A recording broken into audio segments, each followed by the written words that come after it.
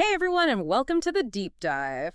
Today, we're going to be stepping into some pretty fascinating territory and honestly, kind of uncharted territory, the world of sex robots, disability care, and the quest for fulfilling relationships. It's a lot, I know. Yeah, we've got a really interesting mix of sources for you today. Some academic research, a trending news story that I saw, and even a sex neuroscientist's take on where this is all heading. It's really like science fiction is becoming reality right in front of our eyes. It really is. So, our mission, if we choose to accept it, is to help all of you listening understand the potential benefits and, of course, the inherent complexities of using sex robots specifically in the context of disability care. Right, because it's a sensitive topic. Very much so. Yeah, Are you ready to dive in? absolutely. Let's start by really unpacking this term sex robot because, it's more than just a fancy term for a sex toy. Okay, so help me wrap my head around this. What sets them apart? We're talking about a completely different level of sophistication here. Yeah. These robots are designed with things like programmability, lifelike movement, and even artificial intelligence that allows for interaction and customization. Okay, so really light years beyond your average blow-up doll. Exactly. Yeah. And think about, This research paper that we have mentions names like Roxy, Rocky, and Emma. It's like, Yeah. it sounds like a futuristic dating service. it's true, and that's the thing. This technology is evolving at an incredible pace. We're seeing advancements like moving eyes, simulated breathing, Yeah. and even the potential for built-in cameras. I mean, who knows where this is going, but I have to admit, that is a little mind-blowing to think about how far things have come. But before we get too caught up in the technology itself, let's take a step back and talk about the why here. The need for what's called sex care, which is often overlooked, I think. absolutely. It's so important to remember that people with disabilities, they have the same sexual needs and desires as anyone else. You're preaching to the choir here, but it's easy for society to overlook that, right? It is. And, the UN is very clear that sexual rights are human rights, and that includes people with disabilities. However, this research paper that we have, it highlights that there's a gap, a big gap, between those rights and the reality that many people experience. It's so true. And some of the personal anecdotes shared in this paper are truly eye-opening. They really underscore the challenges and the stigma that so many individuals face when it comes to expressing their sexuality. It's a conversation we need to be having more openly as a society, I think. I agree, and that's where the potential of this technology, this is where it really comes into focus. Let's talk about that. So the paper breaks down the potential benefits of sex robots into three categories: sexual, emotional, and educational. So let's start with the sexual aspect, because I think that's probably where people's minds go first, right? Sure, yeah. It's the most obvious starting point. Imagine someone with, say, limited mobility, being able to experience physical intimacy and sexual exploration in a way that might have been impossible before. That's a really powerful thought, that technology could be used to break down barriers and open up these new possibilities. And it's about empowerment and agency, which is so important. But the potential benefits go beyond just the physical, of course. For many people, it's also about having a safe space for exploration, particularly for LGBTQ individuals who might be facing additional hurdles within the disability care system. That's a really, really important point. So we're talking about something that could have a profound impact on people's lives, both physically and emotionally. Exactly. And that brings us to the emotional aspect. Everyone, regardless of ability, craves connection, intimacy.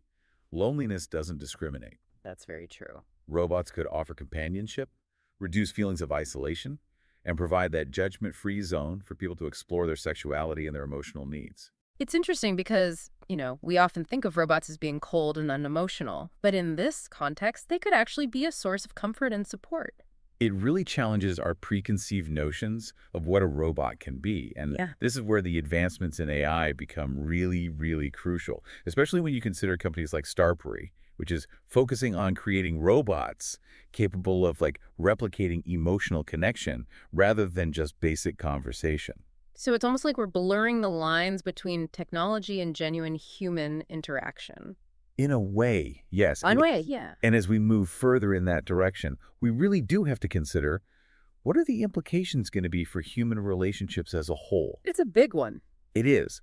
Could relying on robots for connection actually make it harder to form those meaningful bonds with other people? Relationships that require compromise, understanding, and acceptance that no one is perfect. Right. It's like that saying, don't compare your real life to someone else's highlight reel. Right. Except in this case, it's not a highlight reel. It's a perfectly programmed robot companion.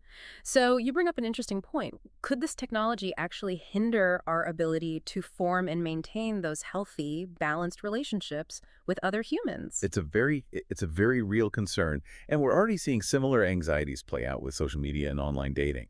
People curate these idealized versions of themselves, which leads to these unrealistic expectations, and in some cases, making it harder to connect on a genuine level. 100%. And how many times have you had someone say, "Oh, I'm just not meeting anyone interesting," or "It's too hard to find someone who measures up to, the profiles they see online." Exactly. So it's not a huge leap to imagine those same anxieties playing out with AI companions, especially as they get more sophisticated. Yeah.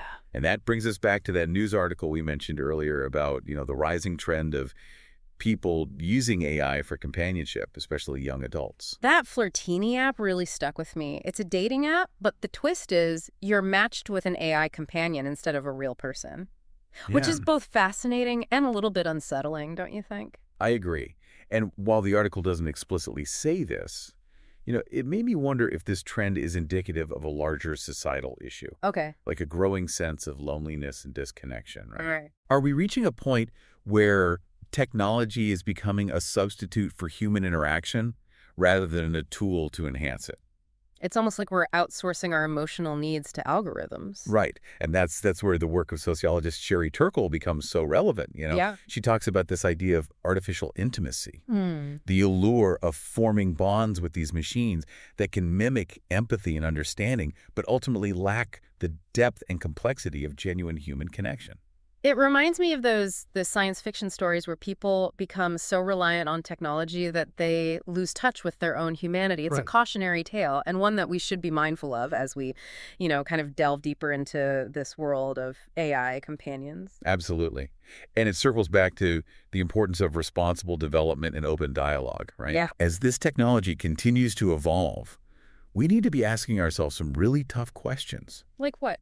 What are the potential consequences, both for individuals and society as a whole, right? Yeah. What are the ethical boundaries we need to establish? Yeah. And how can we ensure that this technology is used in a way that enhances our lives rather than diminishes our humanity? Those are big questions. I don't think there are any easy answers, Yeah. but it's a conversation we need to be having.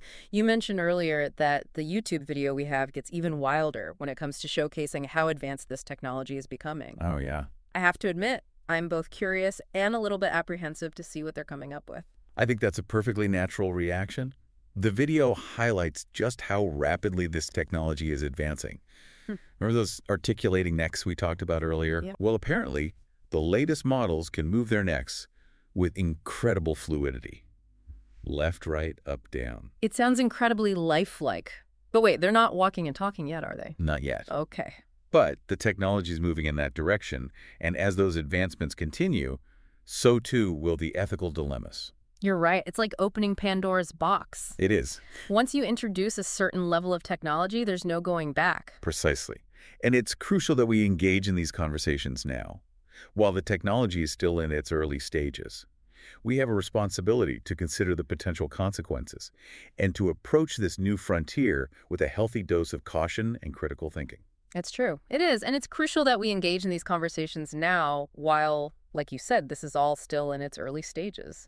We have a responsibility to really think about what might happen and approach all this with some caution. I think so, yeah. And to be, really think critically about it, Yeah. not just jumping in head first. It's definitely a lot to process. On the one hand, we have this potential for incredible advancements in care and support for people with disabilities. Empowerment and agency. And yet, on the other hand, we're venturing into this uncharted territory where the lines between technology and human connection are becoming increasingly blurred.